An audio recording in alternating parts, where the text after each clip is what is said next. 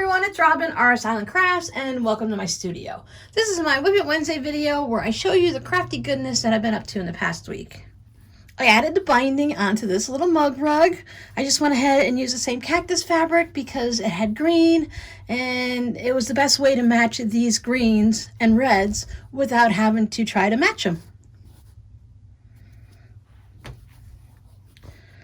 I don't think I showed you this one finished. These are the little trees that I was working on with my patrons. I showed you this, but then I went ahead and I did all of that matchstick quilting.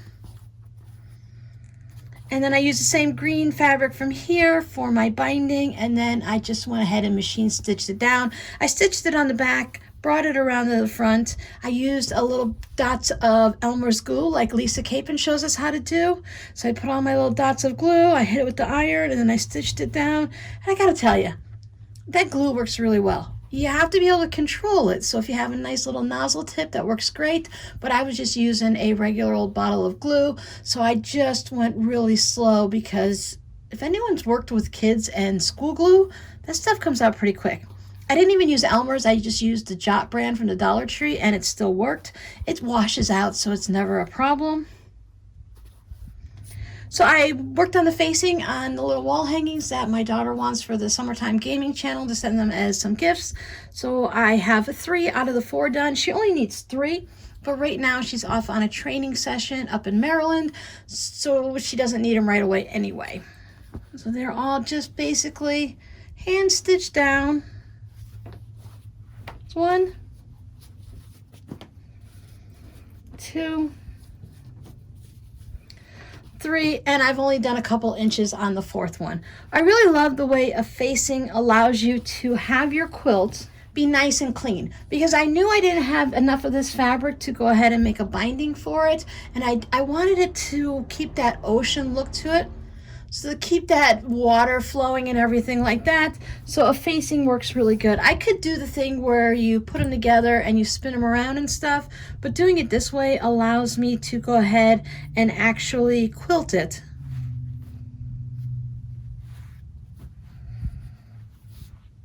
And go through all 3 layers, because if you're just going to do that like the pillowcase or however they call it when you birth it or flip it or whatever, if you're just going to do that, then it's a little bit harder to do the quilting. You can do it after you flip it out and stuff like that. Plus you still end up either having to hand stitch the edge or to top stitch all the way around. So this way it allows it to stay nice and free moving like water. So my daughter comes back I think on Thursday, so hopefully, today's Monday as I'm recording this, so hopefully I'll have that last one done in time. I've just been doing a little bit of hand stitching each morning, and sometimes when I just don't want to do anything else, I spent a little bit of time. If you just take a little bit, we talked about time last week, if you just take that little extra time here and there where you might have spent just staring at videos or just trying to prepare yourself for the day and doing a mental rundown of the list and stuff like that, I can run through my mental list and kind of think of things that I need to do while doing the hand stitching on this, because it's such a simple thing. It's really just like hand stitching the binding down. You're just doing it on the back like this, and I tend to use a little bit larger stitches when I'm doing facing. This might be a little bit hard to see exactly what this is, but this is supposed to go on a pillow form, and you put a book in here, so it's a book pillow. There's several different names you can do it, a reading pillow, and I saw a couple other things that I didn't understand why they called it that, but it's just basically a reading pillow. It's a great gift. This will be coming up in a upcoming tutorial. And I decided for this one that I would go with all Dr. Seuss fabric since it's for reading. So I thought it'd be really fun to do a little Dr. Seuss in the front, and then the main one. And then this is one of those envelope pillows where you can just slide it in. So something fun and colorful. Now this reading pillow and also both of these little minis and mug rugs, they will be going into the shop hopefully sometime this week. It's just going to take me a little bit to get them in. So if anyone's interested in any of these things, then go ahead and just let me know and I can get them listed in the shop right away for you. Before I show you the last project I worked on, I wanted to show you a card that came in the mail.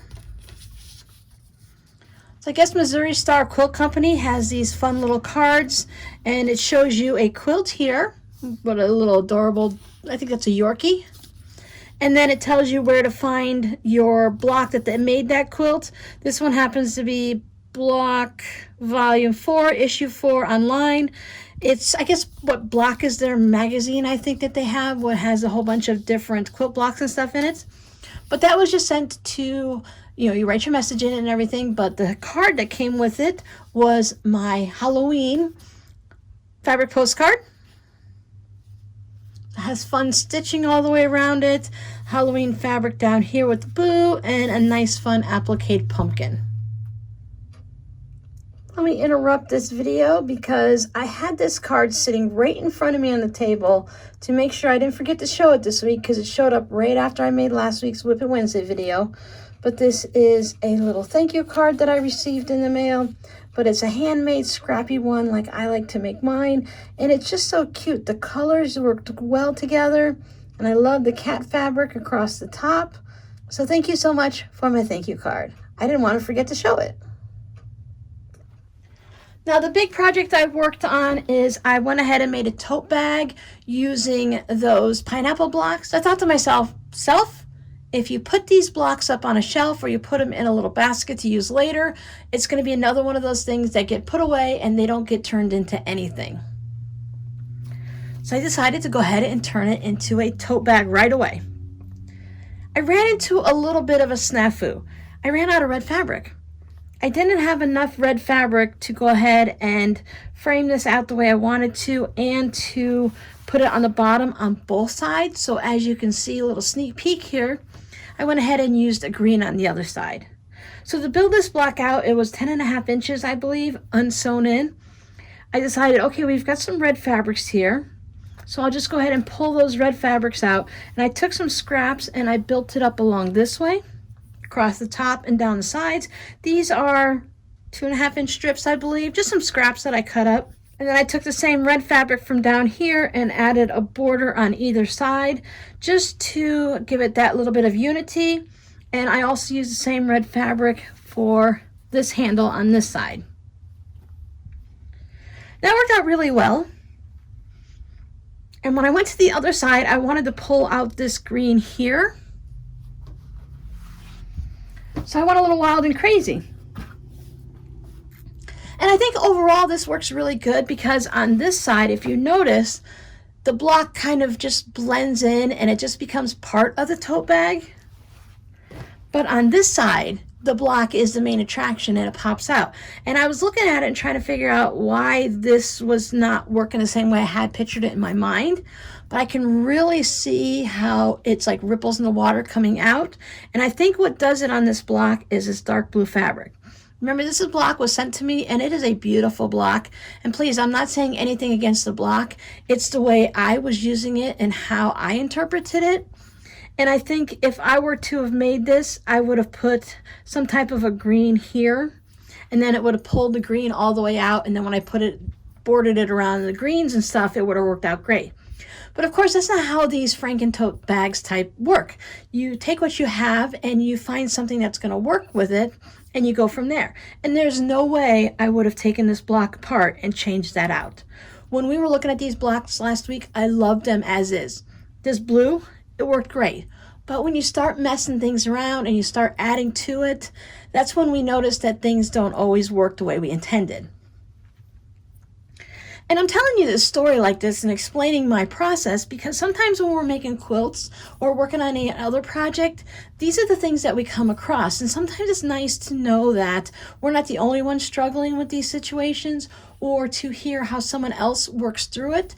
I know for myself that is very helpful, and it's nice to hear when someone makes a mistake, why they made the mistake, or what caused the mistake, and then how they fixed it. Because one, that's going to save me possibly from making the same mistake, but let's face it, I tend to make the same mistake 3 times in a row if I'm not quite paying attention. So there might not be any help for me there. So what's helpful for me is, how do you fix that mistake?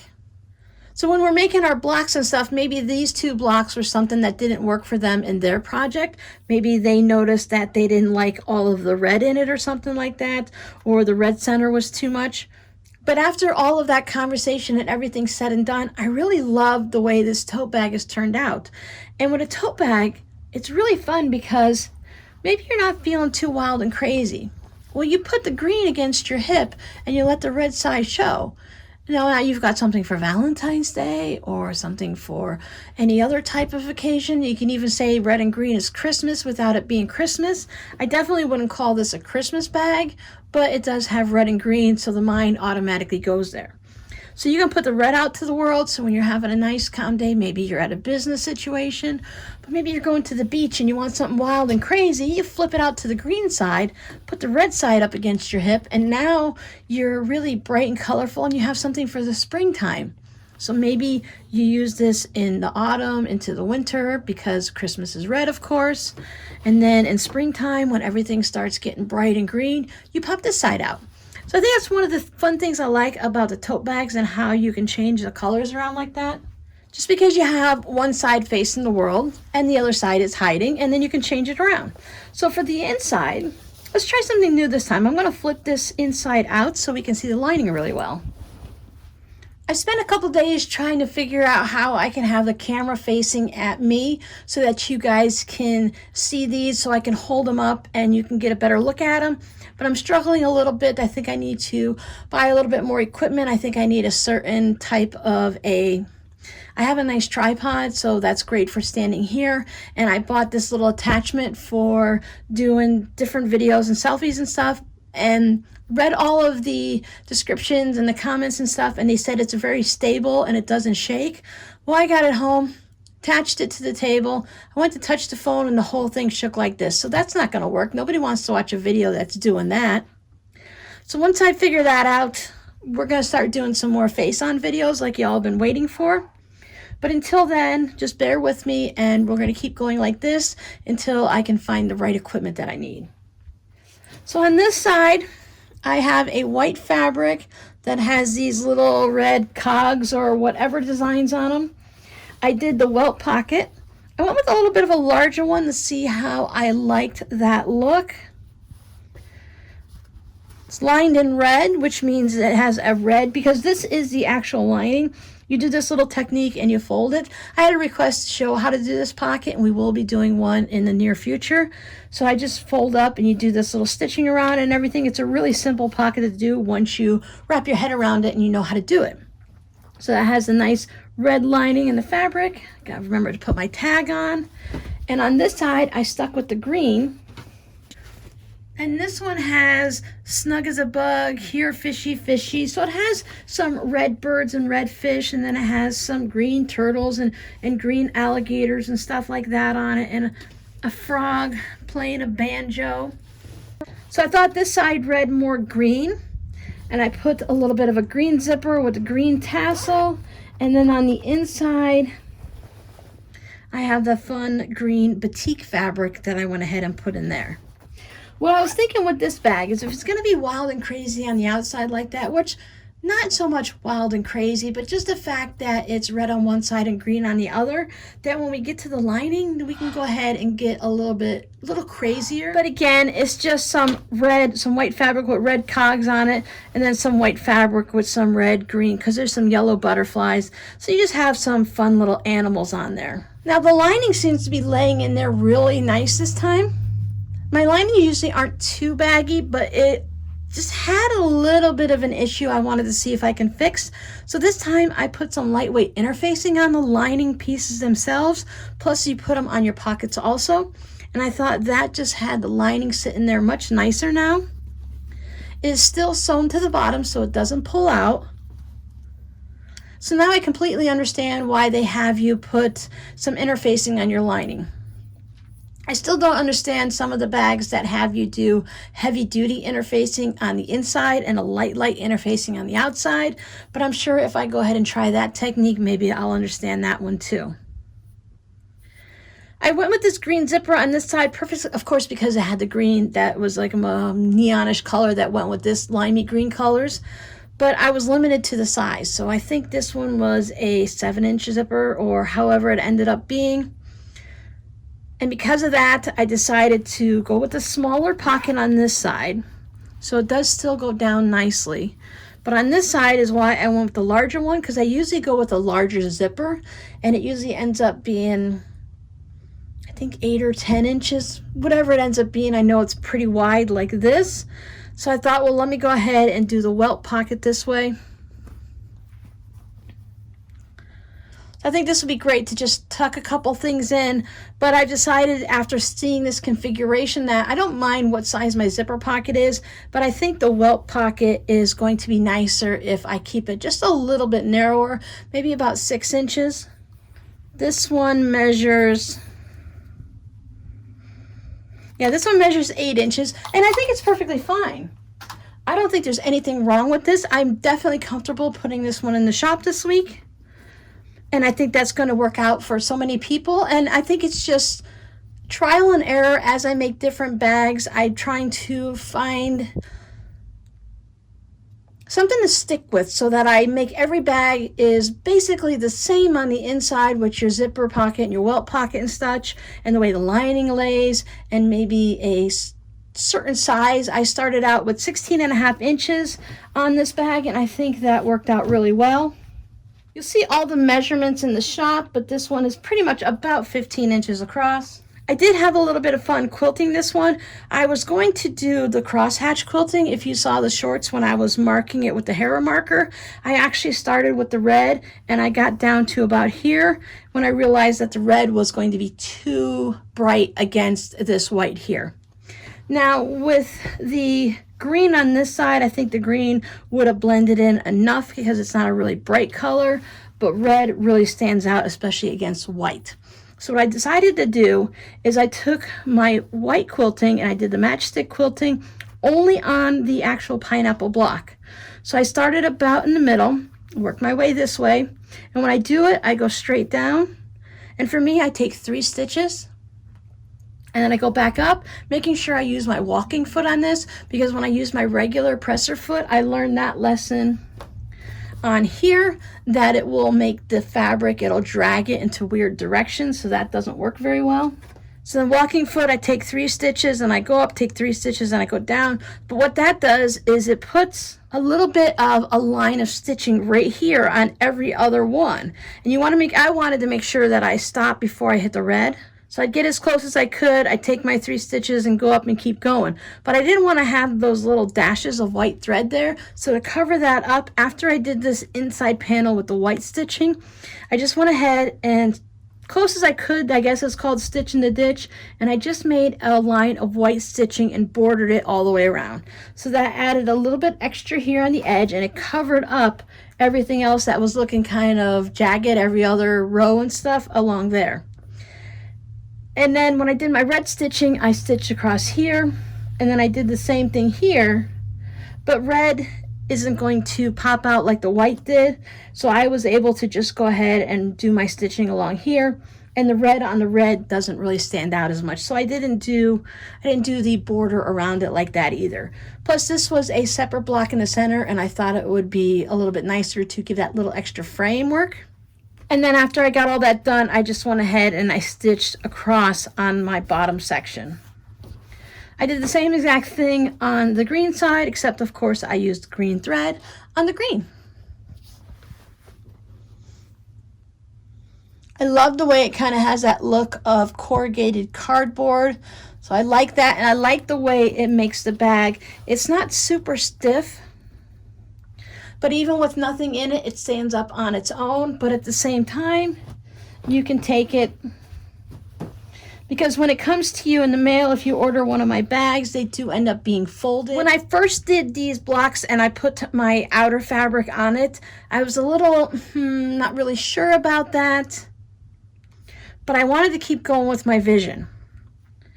And I knew based on past experience that when you take a block like this, a panel that you've made, and you just go ahead and have it looking at you like that, it kind of looks a little, different than when you go through and you do all of your quilting. Whether you're doing the meander or if you're doing like me, I know that matchstick quilting really changes the look of the blocks, and it just brings it all together, and it takes my panels that look, oh, that's nice, to, oh, I kind of like that.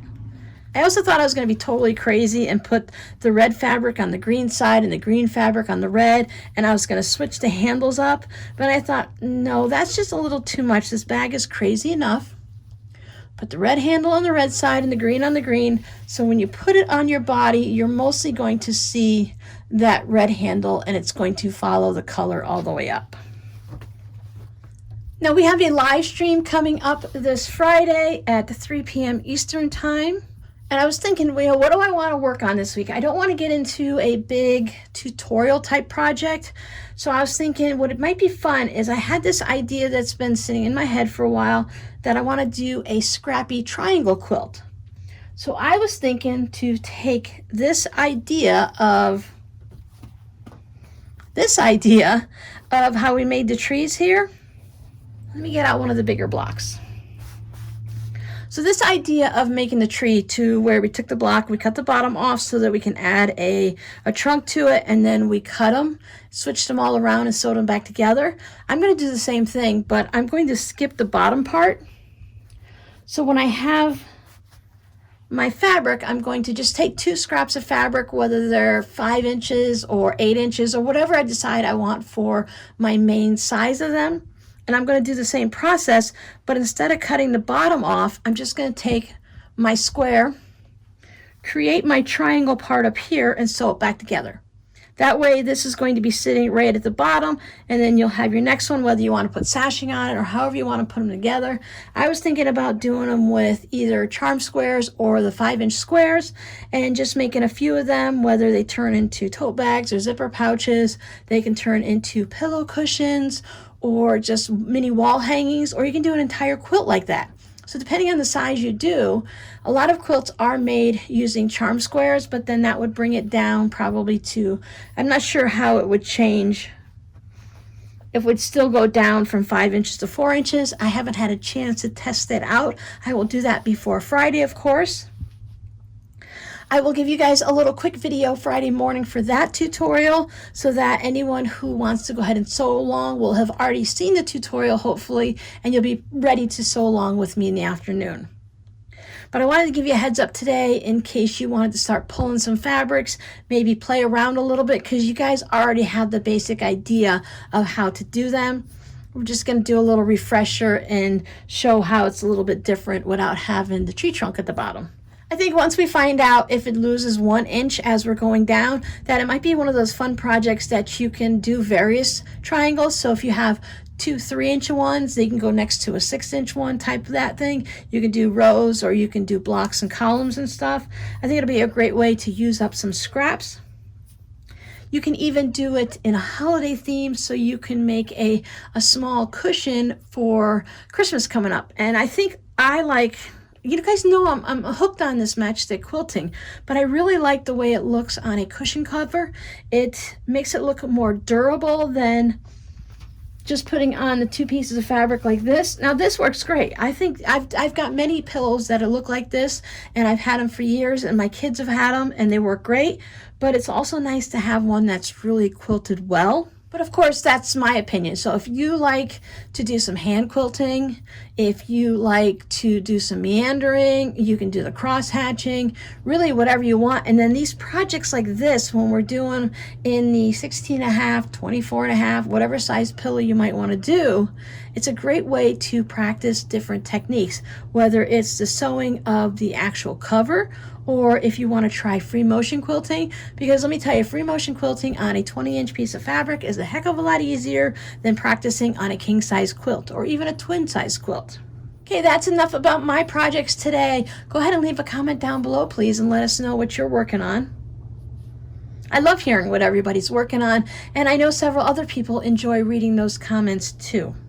So our code word today is going to be a big one. It's going to be opposites, because we have green and crazy on one side, comrade on the other, and they say opposites attract. Thanks for hanging out and watching my videos each week. Thank you for leaving such lovely comments and liking and sharing the videos. I hope to see you guys Friday afternoon at 3 p.m. Eastern when we do a little scrappy sewing. You guys have a great week, If anyone's interested, keep an eye out for a shop update. I usually announce those on Instagram so that it's easy to go ahead and get it. And I'll probably go ahead and put a community post up here too. And hey, have you guys seen those little shorts that I've been trying to make? It takes a little bit of practice to figure those out. They're not difficult, but they do have some little bit of things you need to know ahead of time, and you probably shouldn't just press the button and just go ahead and start recording unless you learn how to do them first. So I might go ahead and put up a little short video letting you know that the shop has been updated and what I put in the shop. So thanks for hanging out with me, and I'll see you guys next time. Bye.